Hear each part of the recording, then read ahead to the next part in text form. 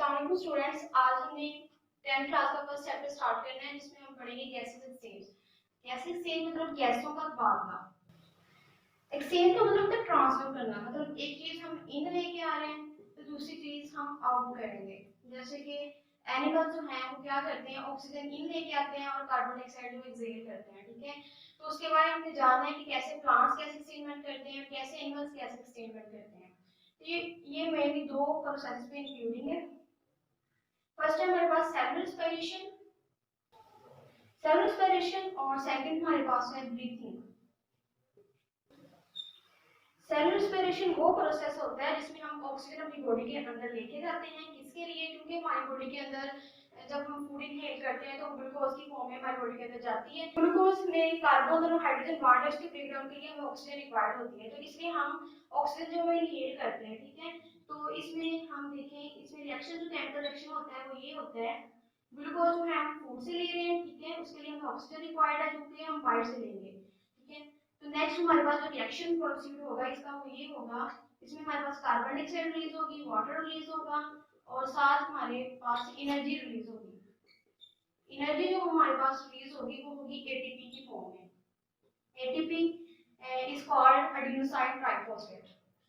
तो ये जो एनर्जी है ये हमें काम करने के लिए रिक्वायर्ड होती है। तो सेल रेस्पिरेशन में हम ऑक्सीजन जो है वो इन करते हैं और कार्बन डाइऑक्साइड जो है ये हम रिलीज कर देते हैं अपने एनवायरनमेंट में, ठीक है। तो इसके ये दोनों प्रोसेस एक दूसरे से रिलेटेड है, सेल रेस्पिरेशन में और ब्रीथिंग में।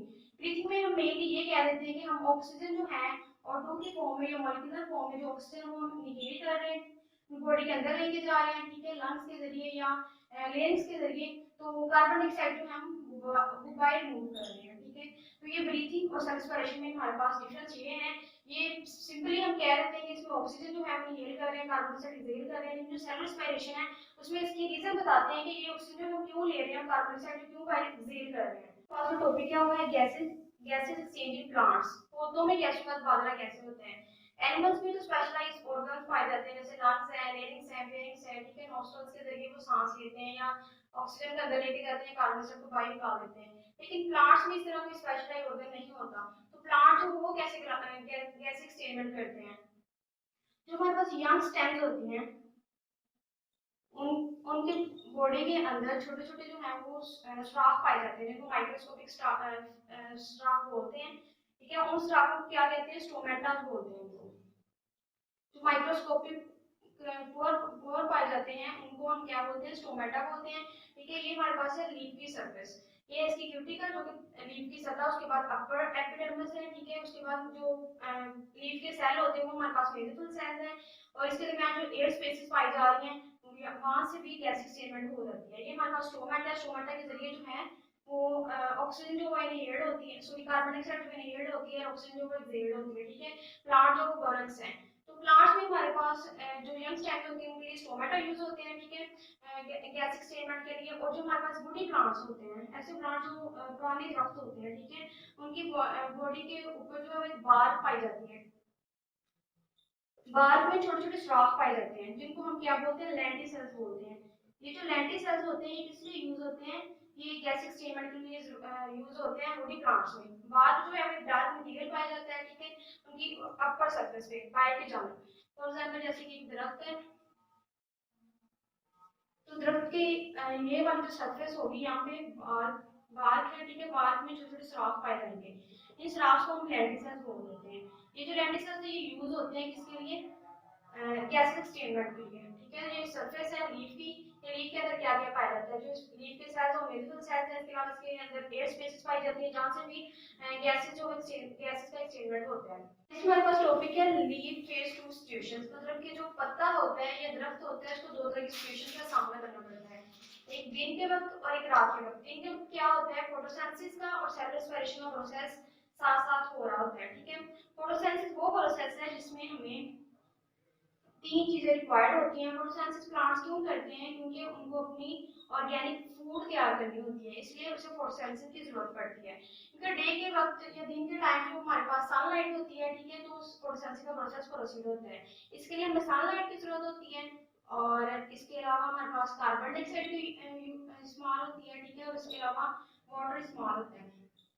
सनलाइट ये सूरज से ले रहे हैं, ठीक है, कार्बन कार्बन डाइऑक्साइड ये रेस्पिरेशन के प्रोसेस के दरमियान जो रिलीज होती है वो ये यूज करता है, और वाटर जो है वो हम इन्हें देते हैं, ठीक है। तो ये फोटोसिंथेसिस का प्रोसेस डे टाइम हो रहा होता है, लेकिन जो फोटोसिंथेसिस का बाई प्रोडक्ट बनता है हमारे पास, फोटोसिंथेसिस का ये प्रोसेस होता है तो हमारे पास ऑक्सीजन रिलीज होती है, ठीक है, O2 रिलीज होती है।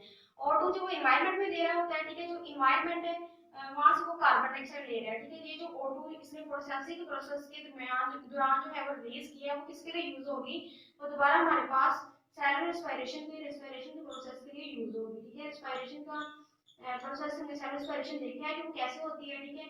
ग्लूकोज को हमने ब्रेक डाउन की है, ग्लूकोज की ऑक्सीजन को ऐड करके, तो दोबारा लिख लेते हैं H2N और ग्लूकोज का फार्मूला हमारे पास, ठीक है। उसके बाद ऑक्सीजन जो हम फोटोसिंथेसिस से ले रहे हैं वो हमने ऐड किया है, तो हमारे पास जो है carbon dioxide plus water plus हमारे पास एटीपी जो है वो रिलीज होगी, एनर्जी रिलीज होगी, ठीक है। तो ये कार्बन डाइऑक्साइड जो इसमें यूज हो रही है, सॉरी ये जो ऑक्सीजन जो हम निकाल रहे हैं, ठीक है, जो प्रोसेसिंग का बाई प्रोडक्ट है वो किसमें यूज हो रहा है, रेस्पिरेशन के प्रोसेस के दौरान, और जो रेस्पिरेशन की बाई प्रोडक्ट है कार्बन डाइऑक्साइड वो यूज हो रही है फोटोसिंथेसिस में, ठीक है। तो डे टाइम जो है फोटोसिंथेसिस जो ऑक्सीजन के लिए फोटोसिंथेसिस का जो बाय प्रोडक्ट बन रहा होता है वो हमारे पास वो रेस्पिरेशन प्रोसेस में यूज हो जाता है, और जो रेस्पिरेशन के दौरान हमारे पास कार्बन डाइऑक्साइड बन रही होती है वो फोटोसिंथेसिस में यूज होती है। तो इस तरह पत्ता जो है वो या दरख्त जो है वो अपने आप को मेंटेन रखता है, लेकिन रात में क्या होता है, रात में क्योंकि हमारे पास सनलाइट नहीं होती, तो सनलाइट नहीं होगी तो हमारे पास फोटोसिंथेसिस नहीं होगी, ठीक है। तो नो फोटोसिंथेसिस का प्रोसेस होते नहीं है, लेकिन रेस्पिरेशन हो रही है, प्लांट जो फूड पे इनहेल तो कर रहा है ना, तो रेस्पिरेशन का प्रोसेस जो हो रहा होता है, ठीक है। तो रेस्पिरेशन जो है वो कैसे फील होगी, क्योंकि रेस्पिरेशन के लिए हमारे पास ऑक्सीजन की रिक्वायर्ड होती है, ठीक है। तो जो ग्लूकोज की ब्रेकडाउन है या फिर CH बॉन्ड की जो ब्रेकडाउन होगी वो किस तरह होगी, वो ऑक्सीजन लेगा अपने एनवायरनमेंट से, ठीक है, एनवायरनमेंट से ऑक्सीजन लेके तो रेस्पिरेशन का प्रोसेस जारी रखेगा, लेकिन जो कार्बन डाइऑक्साइड रिलीज करेगा हमारे पास वो अपने एनवायरनमेंट में रिलीज करेगा, ठीक है। तो ये जो ऑक्सीजन है ये एनवायरनमेंट से लेता है प्लांट रेस्पिरेशन के प्रोसेस के दौरान, ठीक है, रात के वक्त। तो इसीलिए जो है वो ज्यादा दरख्तों के नीचे नहीं सोना चाहिए, क्योंकि वो ज्यादा ऑक्सीजन जो है वो एनवायरनमेंट से ले रहा होता है और कार्बन डाइऑक्साइड उसको पौधे जो है इनहेल कर रहे होते हैं, ठीक है। तो ये था आज का हमारा लेक्चर।